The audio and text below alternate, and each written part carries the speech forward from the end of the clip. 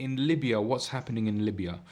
Well, for any of you who may have been following, you may know that Libya has, for the past 9 years, I believe now, has been pretty much in civil war, pretty much in chaos ever since the toppling of former strongman leader Muammar Gaddafi. There has been a battle for power in Libya among various tribes, among various groups, various militias. And that conflict has kind of evolved to narrow down the battle to two main players on the ground in Libya. The first one would be the internationally recognized and supported government in the capital Tripoli, which we call the GNA, led by Fayez Sarraj. Now, this government was established with the help of the UN, kind of as a transitional government until Libya is ready to hold fair democratic elections where a real government, representative government, can be truly elected. But one particular individual by the name of Khalifa Haftar, a former loyalist soldier of the previous regime under Gaddafi, he has had objections about this internationally recognized government because he is claiming that there are elements within that government who have connections to Islamist groups or terrorist groups. So he is refusing to recognize the government, and what he has been doing over the past couple of years is amassing forces, taking over swathes of the country, including major cities such as Benghazi and Misrata. And now he is besieging the capital of Tripoli. He's been besieging it actually for many months. But his progress has been stalled by a number of ceasefires that have been put in place. But recently, I believe it was in December, he announced that he was going to renew his bid to take over the capital and thus establish himself as the sole authority in Libya. Now, Khalifa Haftar, we have to give it to him. He is also quite a popular general. He has the backing of many people. But where Khalifa Haftar falls short in his bid for supremacy is his legitimacy. Now, the UN, the international community, have backed the GNA government in Tripoli. But the situation in Libya is evolving in such a way that many major countries, including European Union countries, are actually backing Khalifa Haftar in his bid to take over Libya. So the Libyan conflict has brought in a lot of players from a lot of different places. Now, what we're finding at the moment is among the supporters of the UN-backed government, we have Turkey. We also have Turkey's allies Qatar in the Middle East, and Algeria, to a certain extent, are also supporting the UN-backed government in Tripoli. However, on the other side, we have Egypt, the United Arab Emirates, and Saudi Arabia are very openly supporting Khalifa Haftar to take over the country. So you have these two axes that have already been showing their differences of opinion on different conflicts in different parts of the world. These groups are now actually at loggerheads in Libya. And in terms of European Union countries, we have a very interesting standoff that has been taking place between France and Italy. Now, France and Italy traditionally have been quite allied. They're generally allied to each other's interests, mutual interests. But Libya, as a country that was a former colony of Italy and lies directly south of Italy, south of the Mediterranean Sea, has very much been seen traditionally by the Italians as Italian turf, Italian territory. And what France has been doing since the outbreak of the civil war in Libya is France has been trying to expand its influence into Libya which is kind of seen as an intrusion by France on Italian turf. So France and Italy have kind of had a feud as of late over who gets to control, who gets to have influence, the most influence in Libya. Now, at the same time, Greece has also been fighting for relevance in the conflict in Libya, and that's mainly because of one particular issue that has arisen as of late. In December 2019, the government of Turkey and the internationally recognized government of Libya signed a maritime deal which saw Turkey and Libya establish an invisible sea boundary over exclusive economic zones where either country may drill for natural resources such as gas that may be in the region.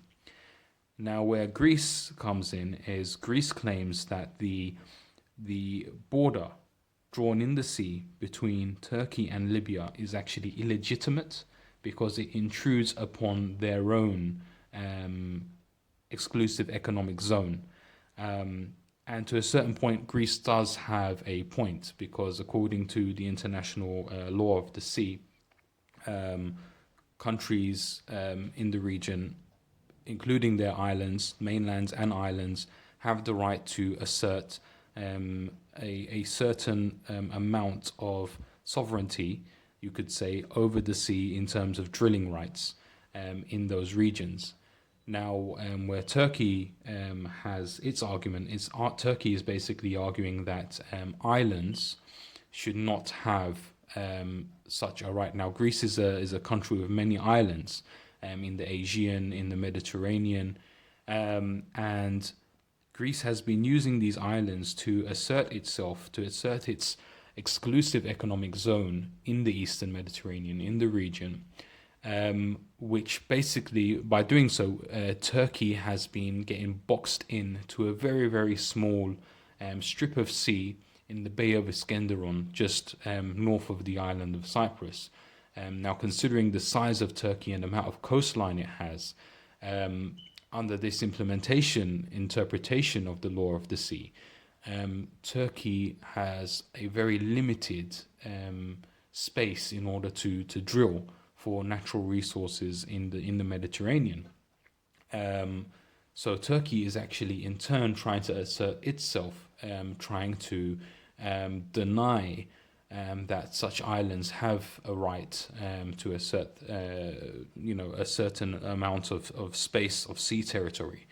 So Turkey has, in a way, bypassed Greece to make this deal with Libya.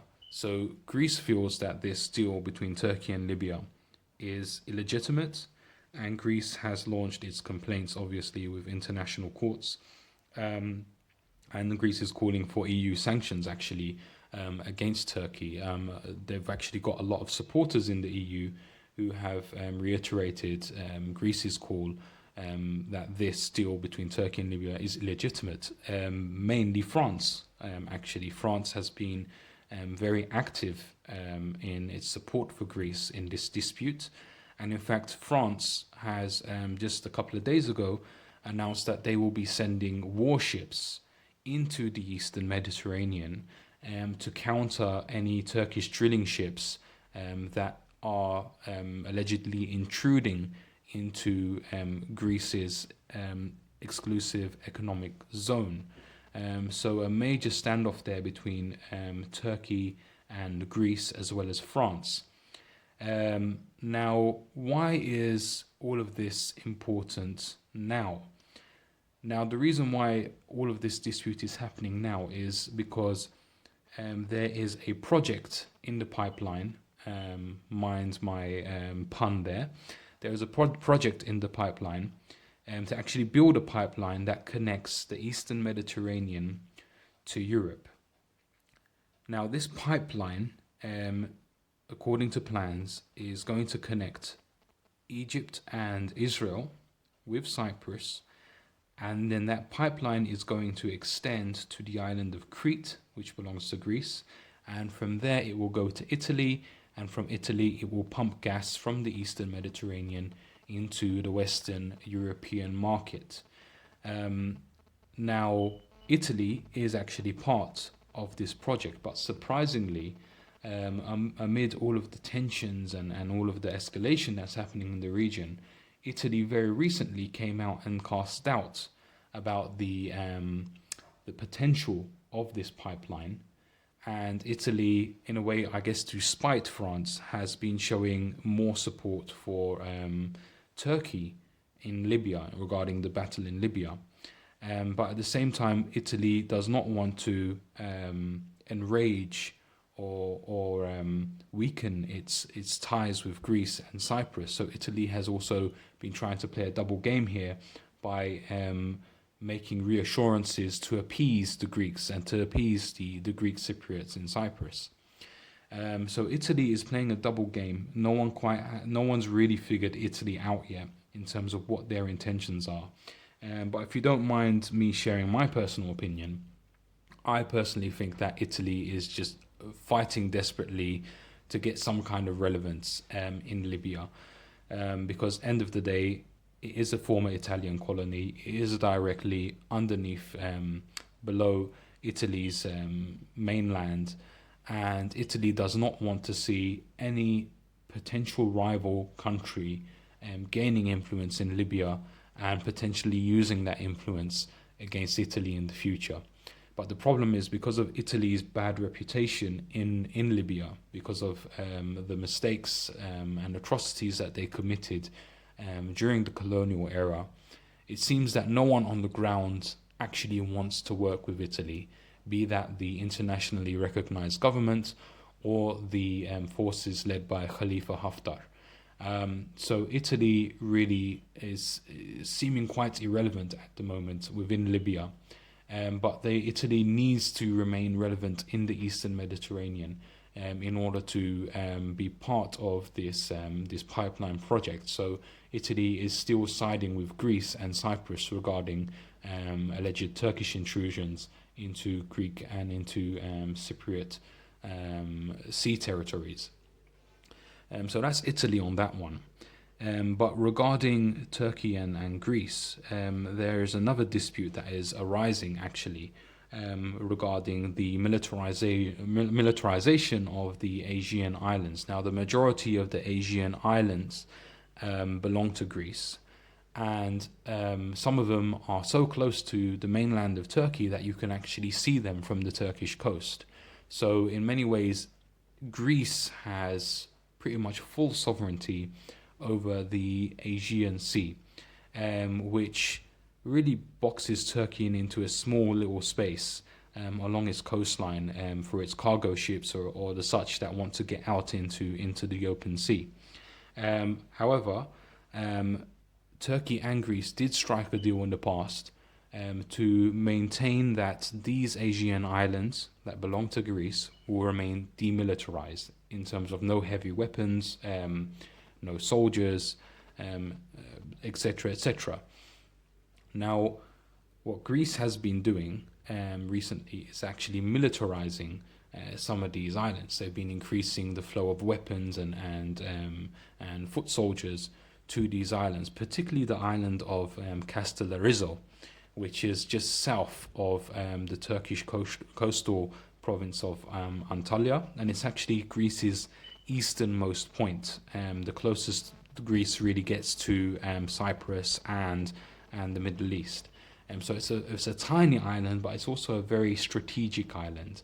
And through this island, Greece is actually able to claim vast swathes of the Eastern Mediterranean for itself, for drilling rights. So Turkey obviously is not too happy with that, and Turkey has been not just on Castellarizo but on many Asian islands. Turkey has been allegedly infringing upon Greek airspace through helicopter and fighter jet flyovers. So what Greece has been doing is basically militarizing these islands. Turkey has been calling, or reminding rather, the Greeks to demilitarize these islands. But Greece has in return said that they will continue to militarize these islands so long as a Turkish threat to the islands prevails. So it's not a good situation there between Turkey and Greece in the Eastern Mediterranean, in the Aegean, and this is actually linked very much to what is going on in Libya. A bit further east of that, we have Cyprus. Now, the Cyprus issue it's been a frozen conflict pretty much for the past, how many years has it been now? It's been about 46 years now. Now, in Cyprus, the situation still pretty much remains the same. The north is controlled by Turkey. It's an unrecognized country called the Turkish Republic of Northern Cyprus, whereas the internationally recognized Republic of Cyprus to the south claims at least full sovereignty and full legitimacy over the entire island. Now, not so surprisingly actually, amid this dispute in Libya, Cyprus is also getting pulled into it. So the same axis that supports the forces of Khalifa Haftar in Libya are also expressing their support for the Republic of Cyprus against the Turkish Republic of Northern Cyprus. So recently Saudi Arabia got involved in the dispute and reuttered, let's say, its support for the Republic of Cyprus against Turkey and Turkish moves in the East Med. Now, Turkey, if you actually look at what's going on in Turkey, you'll find that Turkey recently has been suffering somewhat of an economic dip. It's had a currency crisis, it's had an inflation crisis, it's got a swelling population, and Turkey, in a way, it's quite besieged in a way. If you could look at its borders, its bordering countries, you have to the south of it, you have Syria, where the civil war has threatened spillover into Turkey and it's sent many refugees. You have the problems in Iraq, you have Iran in the east, you have the EU countries to the west of it, and Turkey is in a way very much isolated. So Turkey needs to get out of this isolation, because the longer Turkey remains this isolated, the longer Turkey remains blocked within its own borders, let's say, the longer its economic problems are going to just prolong, the longer it's going to have to continue to give concessions. Now, Turkey is a very proud country. Turkey is not used to giving concessions. It has a long and rich history under the Ottoman Empire, where they controlled the entire Eastern Mediterranean from their capital in Istanbul, as well as the Balkans, and at least half of the Black Sea for centuries. So Turkey's pride, in a way, is very hurt, and Turkey is looking to reassert itself as a player in the region. And it really has no choice, to be honest with you, because if Turkey does not start to assert itself upon the region, Turkey is just going to gradually continue on this decline, this slippery slope, until there's no turning back. So Turkey, in a way, is fulfilling its destiny by asserting itself in places such as northern Syria, now Libya and Cyprus. So that's where Turkey stands on the situation. But at the same time, there are many countries that know Turkey's potential to change the game if it was left alone to do this. So this is why so many countries are very assertive, be they European countries or Middle Eastern countries. They're very assertive to make sure that Turkey does not fulfill its aim of expanding outside of its given region. They fear for the consequences of what could happen to them and the concessions they may need to give if they allow Turkey to do this.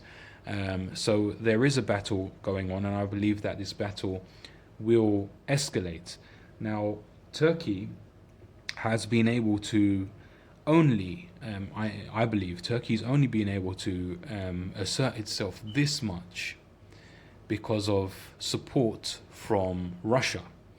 Now, I don't believe that Turkey would have been able to put troops in Tripoli to support the besieged internationally recognized government without Russia's backing. Now, Russia's got its own intention, its own game that it's playing in the region. With the Syrian civil war, Russia was actually able to expand its presence in the region through Syria with its alliance with the Assad regime. Now, in Libya, Russia is playing a different game. Now, when it comes to Libya, we have many mercenaries in Libya, be they fighting for the internationally recognized government or for Khalifa Haftar. Many Russian mercenaries who have previously fought in Syria and Ukraine are now in Libya supporting the forces of Khalifa Haftar. But Russia as a state is trying to play more of a mediatory role between Khalifa Haftar and the internationally recognized government in order to maintain a certain level of soft power, you could say, in Libya regarding any new status quo that may arise after the conflict. So Turkey has gone in with Russia's blessings, I believe, to get what it can out of Libya. And without Russia's blessings, I don't believe Turkey would have had the strength to do that. However, I do believe that the Russian support for Turkey in the Eastern Mediterranean does come with strings attached. Now, as I mentioned earlier, the whole Eastern Mediterranean issue and what's going on in Libya is all about this pipeline from the Eastern Mediterranean to Europe. Now, this pipeline actually is a direct competitor to Russian gas that is exported to Europe. Now, the majority of the Russian economy depends on exporting gas to Europe. So basically, I believe that Russia is helping Turkey to expand in the Eastern Mediterranean, but in return, what Turkey will need to guarantee for Russia is that if Turkey becomes a sovereign power, let's say a super state in the Eastern Mediterranean, they need to make sure that this gas pipeline doesn't happen. So I don't really believe that Turkey is, for the time being, really interested in exploiting the gas of the Eastern Mediterranean as much as they are interested in sabotaging the plan to export gas from the Eastern Mediterranean to Western Europe. So that's my stance on that one.